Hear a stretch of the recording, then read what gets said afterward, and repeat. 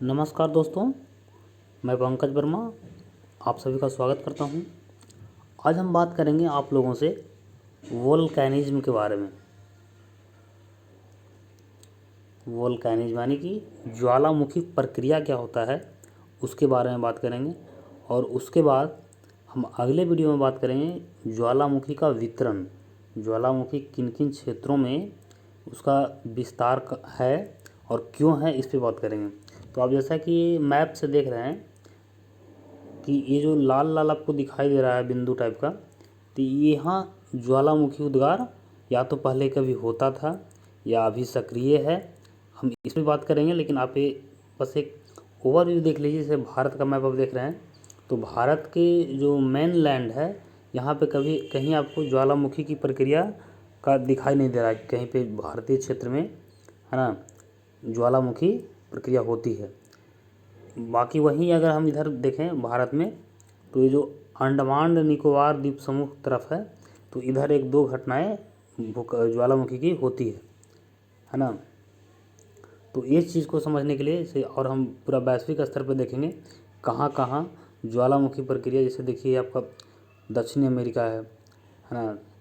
तो दक्षिणी अमेरिका का जो पश्चिमी छोर है, पश्चिमी किनारा है, उस पर देखिए ज्वालामुखी प्रक्रिया एकदम गुच्छा पट्टी के रूप में पाया जाता है।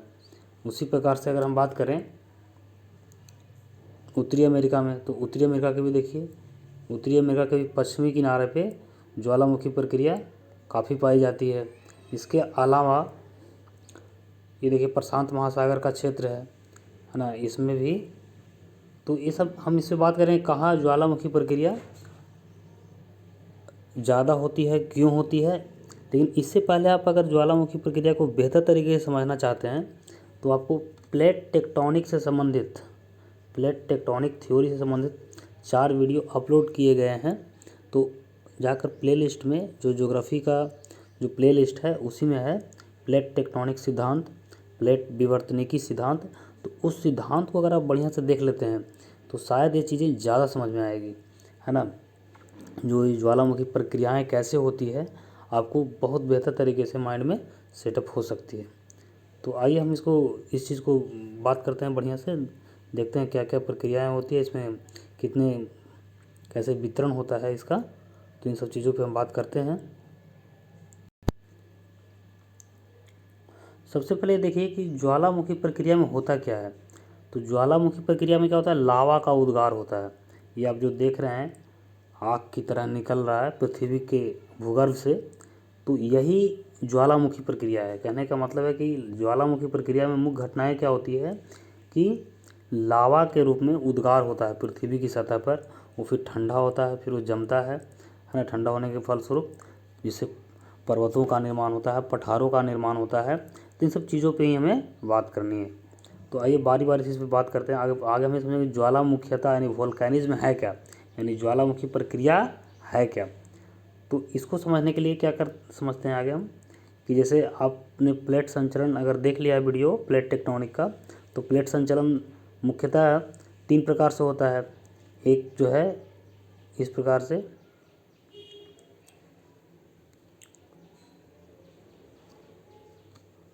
ये इस प्रकार से हुआ यानी कि अभिसारी। एक होता है अपसारी, इसमें क्या होता है कि प्लेट एक दूसरे की तरफ दूर जाता है ना। एक होता है समानांतर। तो यहाँ पे आपको ये समझना है कि इस प्रक्रिया में होता क्या है। तो इसमें क्या होता है कि मैग्मा की उत्पत्ति होती है। मैग्मा की उत्पत्ति कैसे होती है आपको प्लेट टेक्टोनिक में समझ में आएगा बेहतर तरीके से। विभिन्न परतों का अंतर्वेधन होता है, यानी कि अंतर्वेधन करते हुए मैग्मा जो है बाहर निकलती है, यानी सतह पर उसका उद्गार होता है। यानी ज्वालामुखी प्रक्रिया में अगर हम बात करेंगे तो मुख्यतः उसमें 3 प्रक्रिया क्या होती है, मैग्मा की उत्पत्ति होती है, विभिन्न परतों का अंतर्वेधन होता है और सतह पर उद्गार होता है। अब इसे मैग्मा की उत्पत्ति कैसे होती है हम एक छोटा सा ओवरव्यू लेंगे। जैसे ये मान लिया जाए कोई प्लेट है ना, और इस प्रकार से यहाँ पे अभिसारी प्लेट संचलन होगा। तो एक प्लेट जो है दूसरे प्लेट के नीचे क्या होगा, इसका यहाँ पे आंशिक गलन होगा, यानी कि जब क्षेपण होगा तो क्षेपण होने के फलस्वरूप यहाँ पे द्विबल मंडल में क्या तापमान ज़्यादा है, रेडियो एक्टिव पदार्थ ज़्यादा है। तो यहाँ पे इसका जो है आंशिक गलन होता है। और गलन होने के फलस्वरूप ये जो प्लेट का जो क्रस्ट वाला पार्ट था ये क्या होता है, यहाँ पे पिघल जाता है। पिघलने के फलस्वरूप ये इस प्रकार से इसका उद्गार होता है। तो ये जो उद्गार होता है ये समझिए कि ज्वालामुखी निकलता है, ज्वालामुखी प्रक्रिया की घटना होती है। देखिए आगे क्या हुआ, मैग्मा की उत्पत्ति हुई। मैग्मा की उत्पत्ति कैसे हुई कि जब अगर दो प्लेट एक दूसरे की तरफ आकर टकराती है तो टकराने के फलस्वरूप उसका जिस प्लेट का वेग और घनत्व ज़्यादा होता है उसका क्षेपण होता है। क्षेपण होने के फलस्वरूप उसका जो है दुर्बल मंडल में आंशिक गलन होता है। और गलन होने के फलस्वरूप वो इस प्रकार से मैग्मा की उत्पत्ति करती है। और उत्पत्ति होने के बाद देखिए प्लेट का अंतर्वेधन करते हुए, यानी कि इसको चीरते हुए, है ना, इस चीज़ को ऐसे समझिए, इसको इस प्रकार से चीरते हुए यहाँ से इस प्रकार से ऐसे देखिए इसका अंतर्वेधन करते हुए ये ऊपर की ओर जाती है और सतह पर मैग्मा का उद्गार करती है। लेकिन इस प्रक्रिया में मुख्यतः 3 चीज़ें होती हैं। मैग्मा की उत्पत्ति होती है, विभिन्न परतों का अंतर्वेधन होता है और सतह पर उद्गार होता है। किसका उद्गार होता है? मैग्मा का उद्गार होता है। उसी को हम कहते हैं ज्वालामुखी। यानी इसको अगर हम शब्दों के रूप में सजाएं तो ऐसे कह सकते हैं, मैग्मा द्वारा विभिन्न परतों का अंतर्वेधन कर सतह पर उद्गार होने की प्रक्रिया ही ज्वालामुखी यानी ज्वालामुखीता कहलाती है, वोल्केनिज्म कहलाती है कि नहीं। अब हम बात करते हैं कि ज्वालामुखी, अगर आपसे पूछा जाए कि मैग्मा की जो उत्पत्ति है उसमें मुख्य कारक क्या क्या है, तो मुख्य कारक किसका किसका भूमिका होता है। तो एक तो होता है भूमिका तापमान का और दूसरा दाब का।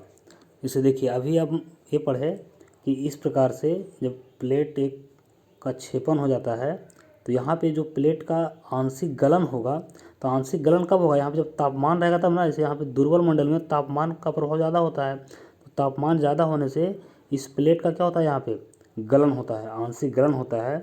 और गलन होने के फलस्वरूप अब देखिए आंशिक गलन कब होगा, जब यहाँ पे 2 चीज़, आप एक चीज़ समझे होंगे, जब हम पृथ्वी की मतलब कहने का मतलब है कि पृथ्वी के संदर्भ में जब आपसे हम बात कर रहे थे, है ना, भूकंपीय तरंगों के ठीक पहले, तो वहाँ पे हम बात किए थे कि जब दाब कम जाता है, या ऐसे भी कॉन्सेप्ट याद रखिएगा फिर से, दाब जब कम जाता है तो मेल्टिंग पॉइंट यानी गलनांक है वो भी कम जाता है। तो यहाँ पे कहने का मतलब ये है कि तापमान की भूमिका भी होती है और दाब की भूमिका भी होती है। जैसे हिमालय के संदर्भ में क्या हुआ है कि भारतीय प्लेट ना यूरेशियन प्लेट के अंदर क्या है, क्षेपित हुआ है, लेकिन क्षेपित तो हुआ है लेकिन उसका आंशिक गलन नहीं हो रहा है। इसीलिए हिमालय की जो उत्पत्ति हुई है वो ज्वालामुखी प्रक्रिया से नहीं हुई है, वो क्या हुई है, वलन से हुई है। यानी कि कंप्रेस होने के फलस्वरूप जो क्रस्ट था उसका वलन हुआ, उसके फलस्वरूप हिमालय की उत्पत्ति हुई है। लेकिन यहाँ पे क्या आपको समझना है, यहाँ पे समझना है कि अगर तापमान, हम अभी वोल्केनिज्म की बात कर रहे हैं यानी कि ज्वालामुखी प्रक्रिया की बात कर रहे हैं, तो हम ये समझेंगे कि इसमें तापमान की भूमिका ये होती है कि जब ये प्लेट का क्षेपण होता है तो यानी इसका दुर्बल मंडल में आंशिक गलन होता है। और गलन तभी होगा जब यहाँ पे क्या होगा, दाब जो है कम रहेगा। यानी दाब अगर अधिक हो जाएगा तो मेल्टिंग पॉइंट भी, कहने का मतलब है कि अधिक हो जाएगा। मेल्टिंग पॉइंट अधिक होने का मतलब कि जो पदार्थ मान लिया जाए कि 2000 डिग्री सेल्सियस पे पिघल जाना चाहिए था, अगर दाब बढ़ जाएगा तो मेल्टिंग पॉइंट भी बढ़ जाएगा। इसका मतलब जो 2000 डिग्री सेल्सियस पे पिघल जाना चाहिए था वो अब जो है 5000 डिग्री सेल्सियस पे पिघलेगा। तो यहाँ पे आपको ये समझना है कि दाब भी कमेगा, और दाब कमेगा तो स्वाभाविक है कि उसका मेल्टिंग पॉइंट यानी गलनांक बिंदु जो है वो भी कम जाएगा। यानी कि मैग्मा की उत्पत्ति में हम कुल मिलाकर कहें तो तापमान और दाब दोनों का भूमिका होता है ना। अब हम इस मोस्ट इम्पॉर्टेंट चीज़ पे बात ये करते हैं कि मैग्मा का जो प्रकार होता है वो उस पर बात करना है। तो सिलिका की मात्रा के आधार पे हम मैग्मा का प्रकार की बात करेंगे। सिलिका किस में ज़्यादा होगा तो क्या होगा, कम होगा तो क्या होगा, इस आधार पे बात करना है, सिलिका के मात्रा के आधार पर, ध्यान रखिएगा। अब यहाँ पे इसको 2 भागों में बांटा गया है मैग्मा को, एक क्षारीय मैग्मा, एक अम्लीय मैग्मा। क्षारीय मैग्मा की बात करेंगे हम तो इसमें क्या होता है कि सिलिका कम होता है। देखिए ध्यान दीजिएगा, क्षारीय मैग्मा में सिलिका कम होता है। सिलिका जब कम होगा तो भारी पदार्थ क्या होगा, तो भारी पदार्थ अधिक होगा। भारी पदार्थ कहने का मतलब जैसे लौह तत्व वगैरह हो गए, धात्विक तत्व हो गए, तो यानी हम ये कह सकते हैं जो क्षारीय मैग्मा होगा उसमें भारी पदार्थों की मात्रा अधिक पाई जाएगी, है ना, उसमें सिलिका की मात्रा कम होगी। अब देखिए भारी पदार्थ जब अधिक होगा तो उसका श्यानता क्या होगा, श्यानता भी कम होगा। श्यानता कहने का मतलब यह है कि चिपचिपापापन से है। जैसे हम ये कहें आपको कि शहद का श्यानता ज़्यादा होगा कि पानी का श्यानता ज़्यादा होगा, तो जाहिर सी बात है शहद का श्यानता ज़्यादा होगा, यानी कि जिसमें चिपचिपापन अधिक होगा उसका श्यानता अधिक होगा। इससे अगर हम आपसे पूछें वायु का और पानी का श्यानता के बारे में, तो वायु और पानी में किसका श्यानता अधिक होगा, तो जाहिर सी बात है पानी, और अगर हम वायु की बात करेंगे तो उसमें पानी का श्यानता अधिक होगा। यानी कहने का मतलब कुल मिलाकर आप समझ गए होंगे जो विस्कोसिटी होती है यानी श्यानता होती है वो उसका अर्थ होता है चिपचिपापन, है ना। तो जब भारी पदार्थ होगा तो उसका क्या होगा, श्यानता कम होगा। अब यहाँ पे देखिए घनत्व क्या होगा, जब भारी पदार्थ है जैसे लोहा जैसे भारी पदार्थ है तो उसका घनत्व क्या होना चाहिए, अधिक होना चाहिए, अधिक होगा। यानी कुल मिला के आपको ये समझना है कि क्षारीय मैग्मा में सिलिका की मात्रा कम होती है, भारी पदार्थों की मात्रा अधिक होती है और उसका श्यानता कम होता है। घनत्व अधिक होगा क्योंकि भारी पदार्थ है तो उसका घनत्व अधिक होगा, है ना। यहाँ पे इसको ऐसे समझना है कि सिलिका की मात्रा अगर कम है तो श्यानता भी कम होगा। यानी कि सिंपल बात में समझिएगा कि जो सिलिका की जो मात्रा है उसका अम्लीयता और श्यानता के साथ समानुपातिक संबंध होता है। ध्यान दीजिएगा, सिलिका जो है सिलिका का अम्लीयता और श्यानता के साथ क्या होता है, समानुपातिक संबंध। जैसे देखिए अगर अम्लीय मैग्मा की बात करेंगे तो इसमें सिलिका अधिक, क्योंकि इसका समानुपाती होता है। अम्लीयता जो है सिलिका का समानुपाती होने की, अगर अम्लीयता बढ़ रहा है इसका मतलब सिलिका भी बढ़ रहा है, सिलिका अधिक है तभी वो अम्लीय है कोई मैग्मा। अब जाहिर सी बात है सिलिका जब अधिक है तो भारी पदार्थ उसमें कम होगा, भारी पदार्थ कम है तो उसका घनत्व भी कम होगा, है ना। भारी पदार्थ कम है तो घनत्व कम होगा। सिलिका अगर अधिक है तो श्यानता भी अधिक होगा। अब यहाँ पे आप ये समझिए, कल्पना कीजिए कि ज्वालामुखी उद्गार इस प्रकार से हो रहा है। मान लीजिए किसी प्लेट के समक्ष, इस प्रकार से समझिए इसको,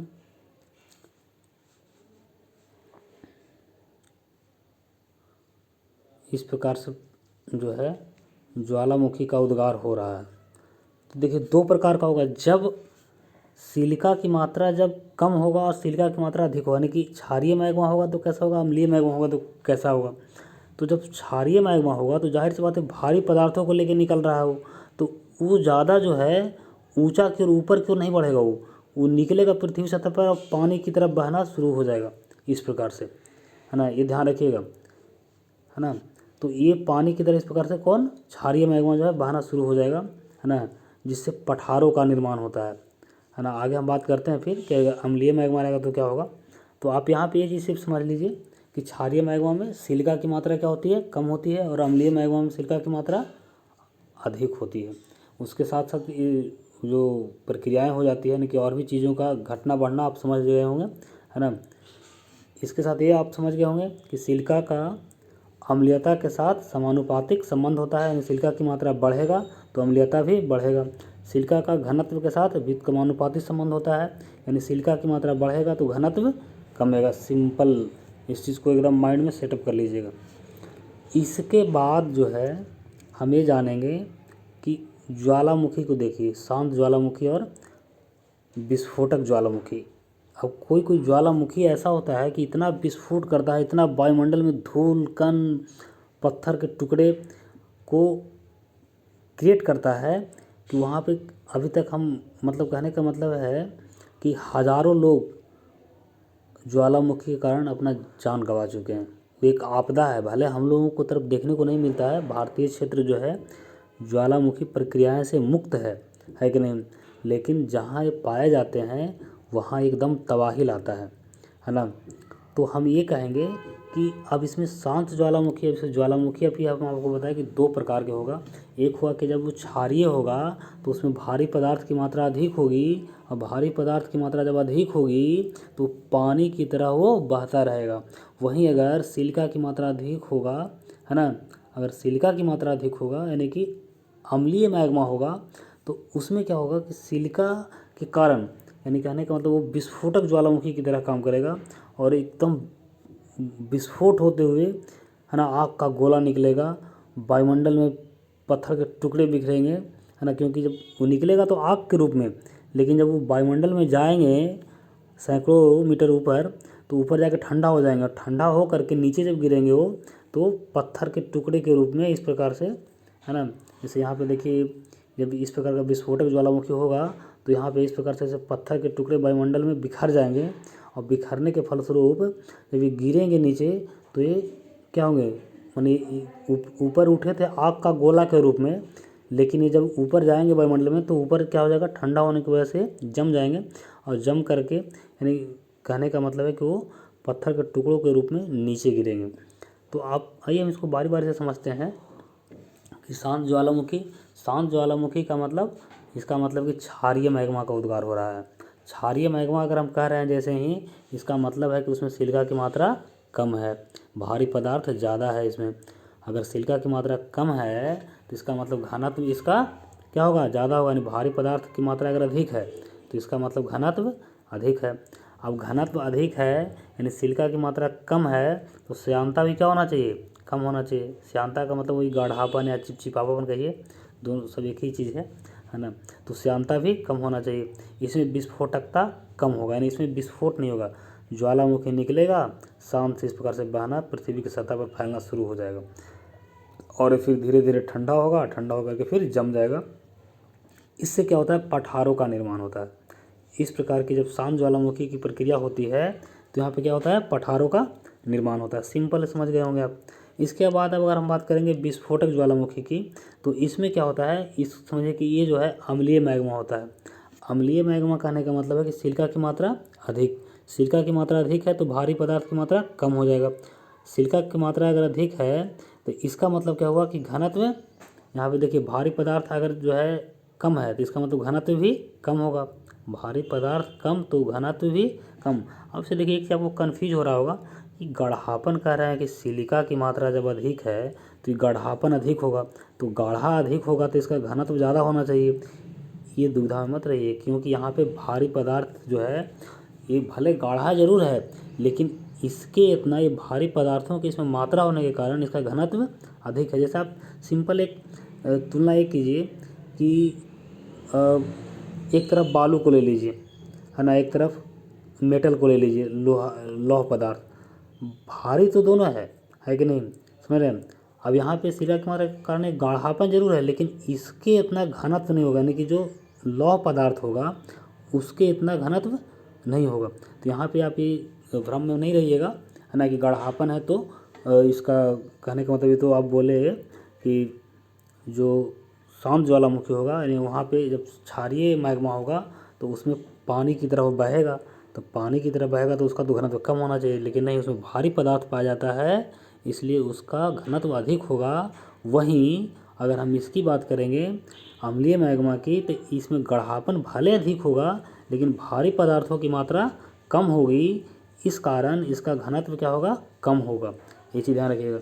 इसमें चिपचिपापन अधिक होगा, विस्फोटकता ज़्यादा होगा। विस्फोटकता ज़्यादा क्यों होगा, क्योंकि हल्के पदार्थ होने के कारण ये इसे ज्वालामुखी जब नीचे से निकलती है, ऐसा नहीं कि बस आग की तरह नहीं, वो बिल्कुल एकदम बारूद की तरफ फटते हुए पृथ्वी को चीरते हुए जब निकलती है तो उस स्थिति में आग का गोला ऊपर में इस प्रकार से फैल जाता है ना। और कुछ यहीं पे इस प्रकार से ज्वालामुखी पर्वत का निर्माण करता है, यानी कि शंकुधारी पर्वत का निर्माण होता है। इसके साथ साथ ये सब जो ऊपर पत्थर के टुकड़े के रूप में सब नीचे यहाँ पे गिरते हैं और आसपास के क्षेत्रों में तबाही का मंजर क्रिएट करते हैं, है ना। तो आप ये चीज़ समझ गए होंगे कि विस्फोटक ज्वालामुखी क्या होता है, शांत ज्वालामुखी क्या होता है। ये आप समझ गए होंगे कि सिलिका के साथ श्यानता का समानुपातिक संबंध होता है। ये चीज़ खूब बढ़िया से याद रखिएगा।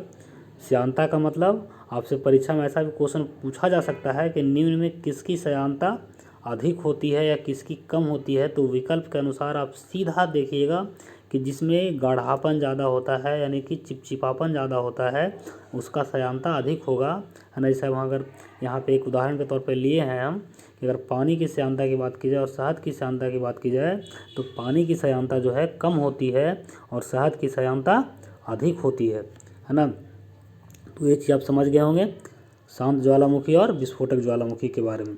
अब हम बात करते हैं सिलिका की मात्रा के आधार पर मैग्मा का प्रकार। बहुत इंपॉर्टेंट है ना। वनडे एग्जाम में भी बहुत बार पूछ लिए जाते हैं इस प्रकार के क्वेश्चन, इसलिए थोड़ा सा ध्यान से इसे देखिएगा। तो सिलिका की मात्रा के आधार पर हम बात करेंगे। अब इसे देखिए, ये जो है सिलिका की मात्रा इस प्रकार से, सिलिका की मात्रा, मैग्मा का प्रकार, आंतरिक आग्नेय चट्टान और बाह्य आग्नेय चट्टान। देखिए एक चीज़ ध्यान रखिएगा कि पृथ्वी पर जब मैग्मा का उद्गार होता है, पृथ्वी पर जब मैग्मा का उद्गार होता है तो आग्नेय चट्टान के रूप में ही उद्गार होता है।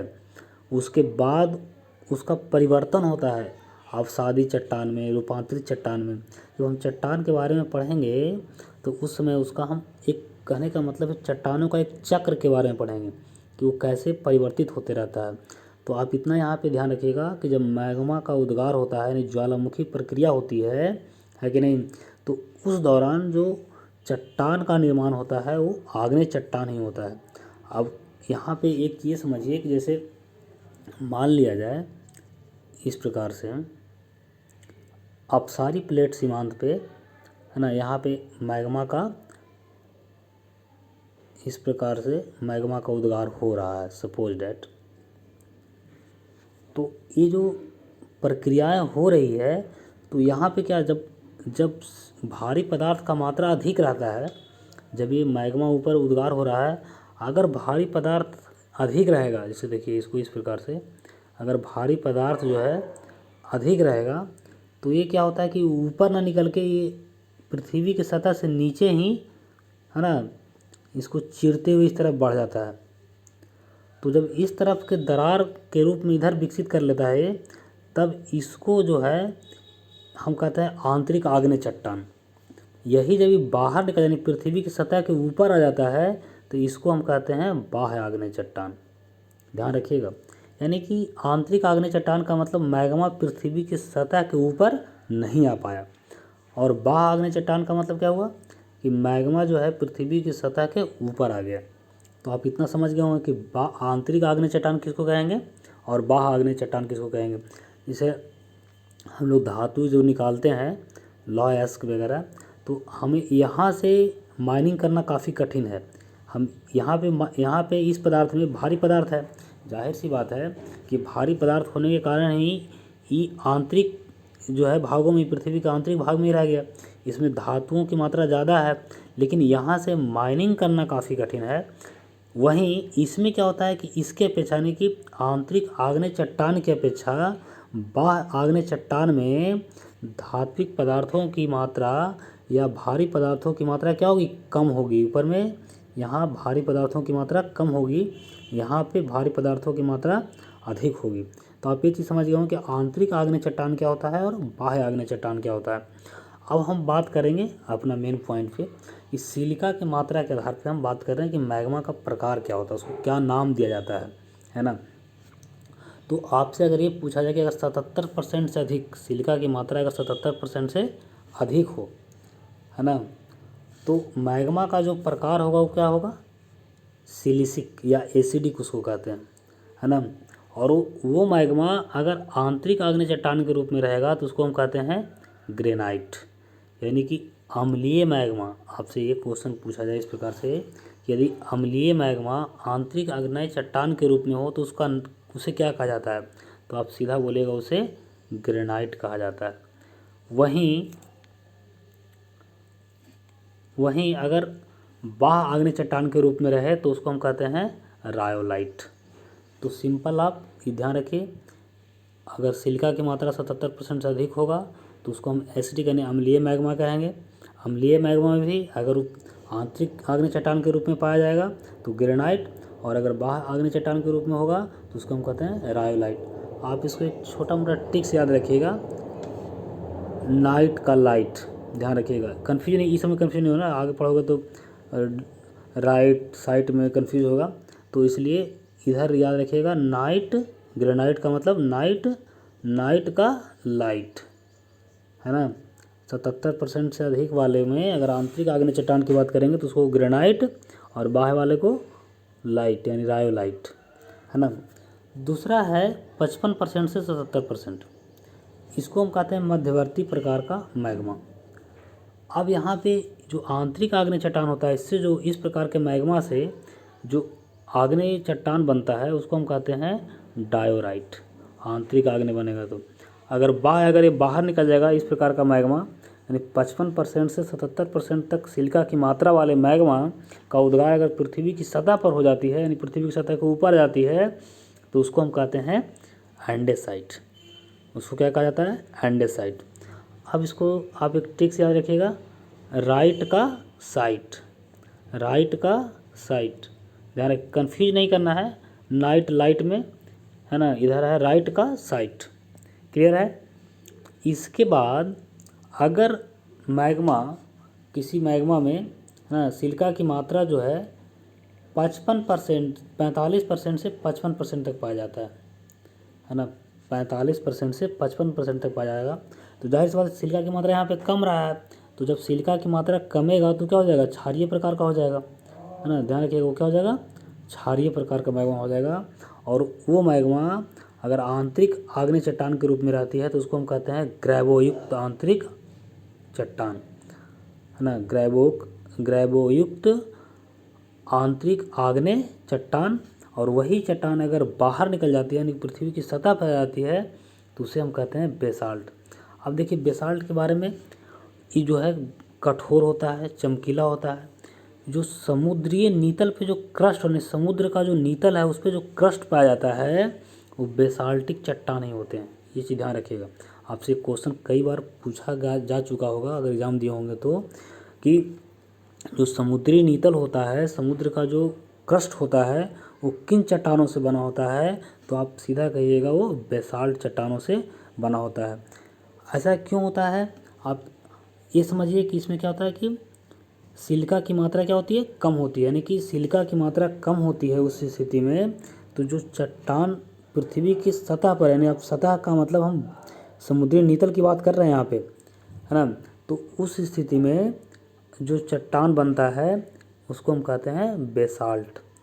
वो पृथ्वी के ऊपरी सतह पे नहीं आ पाता है, वो समुद्री नीतल पे ही रह जाता है, मतलब उतना ज़्यादा दूरी वो तय नहीं कर पाता है, क्योंकि वहाँ पे क्या होता है ना, जो समुद्री नीतल पे क्यों आ पाता है इसको हम समझाने के प्रयास कर रहे हैं कि वहाँ पे जो पृथ्वी स्थल मंडल की जो मोटाई है वहाँ पे कम होता है, तो वहाँ पे इसका उद्गार आसानी से हो जाता है। बाकी वो पृथ्वी के ऊपरी सतह पर, यानी कि जो हमारा स्थल मंडल है इस पर, है ना, जो द्वीपीय महाद्वीपीय प्रदेश हैं उन क्षेत्रों पे इसका उद्गार नहीं हो पाता है। इसके बाद हम बात करते हैं कि जो 45% से अगर कम रहे, सिलिका की मात्रा अगर 45% से कम रहे, तो उसको हम कहते हैं अल्ट्रामैफिक। उसको क्या कहते हैं? Ultramafic, ultramafic magma. अब ये जो है देखिए, अभी इस प्रकार का जब सिलिका की मात्रा कम होगा तो वो जाहिर सी बात है कि वो इसे इस प्रकार से देखिए, इस प्रकार से अगर मैग्मा का उत्पत्ति हो रहा है, सिलिका की मात्रा कम है, तो इसका उद्गार ऊपर की ओर नहीं हो पाता है, ये पृथ्वी के आंतरिक भागों में ही इस प्रकार से इसका फैलाव हो जाता है। तो जब ऐसा होता है तो इसको हम कहते हैं क्या? अल्ट्रामैफिक, है ना। जब 45% से कम होता है सिलिका की मात्रा इसमें, तो इसको हम कहते हैं अल्ट्रामैफिक। और ये आंतरिक आग्नेय चट्टान के रूप में जो होता है इसको हम कहते हैं पेरिडोटाइट। इसका बाहर यानी ऊपर की ओर इस प्रकार का मैग्मा का स्राव नहीं हो पाता है, यानी ऊपर उद्गार नहीं हो पाता है। 45% से कम सिलिका वाले मैग्मा का उद्गार पृथ्वी की ऊपरी सतह पे नहीं हो पाता है, इसलिए यहाँ पे हम कटकुट का निशान दे चुके हैं, है ना, कि यहाँ पे इस प्रकार का कोई मैग्मा नहीं आता है। तो उम्मीद करते हैं कि आप समझ गए होंगे मैग्मा के प्रकार के बारे में। मैग्मा के बारे में आप एक छोटा सा एक ओवरव्यू दिए हैं। हम आगे बात करेंगे कि मैग्मा का वितरण, जो ज्वालामुखी प्रक्रियाएं हैं, यानी ज्वालामुखी जो है उसका वितरण कैसे होता है, यानी कहाँ कहाँ ज्वालामुखी की ज़्यादा घटनाएं होती है ना, इस पर भी बात करेंगे हम। और इससे संबंधित और कुछ वर्ड हैं, कुछ शब्द हैं वैसे, उस पर भी हम बात करेंगे। तो तो आज के लिए धन्यवाद।